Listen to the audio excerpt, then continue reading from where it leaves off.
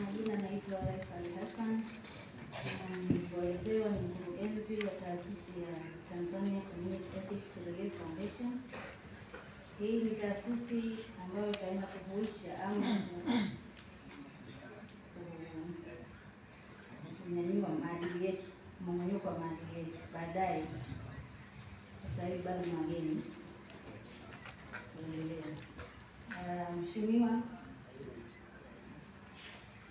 Mheshimiwa Naibu Mufti, Naibu Kadhi Ali Nderuko, waheshimiwa viongozi wa dini na serikali, wawakilishi wa jumuiya za kidini, vijana, wanawake, watu wenye ulemavu na wazee, wanahabari, wageni waalikwa, mabibi na mabwana.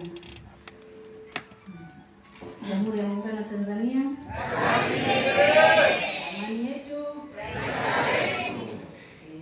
Awali ya yote napenda kumshukuru Mwenyezi Mungu kwa kutuwezesha kukutana hapa leo.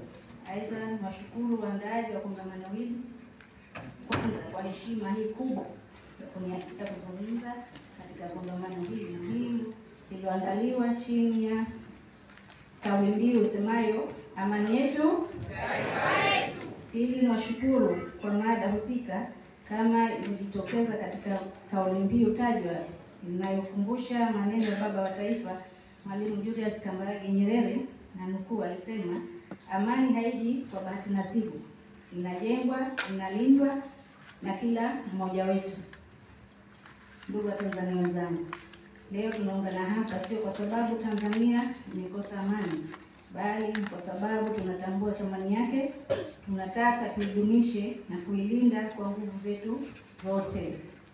Sote tunafahamu kuwa mwaka huu ni mwaka wa uchaguzi mkuu, ambapo historia inatuonyesha kwamba kipindi hiki mara nyingi huwa na changamoto zake, kama vile lugha za chuki mtandaoni, uenezaji wa taarifa za uongo, siasa kugawanya jamii, na mara nyingine vitisho vya vurugu. Ndugu zangu, sisi kama viongozi kwenye jamii tuna wajibu mkubwa wa kuhakikisha kuwa amani inazidi kuwa kitovu cha utambulisho wa taifa letu.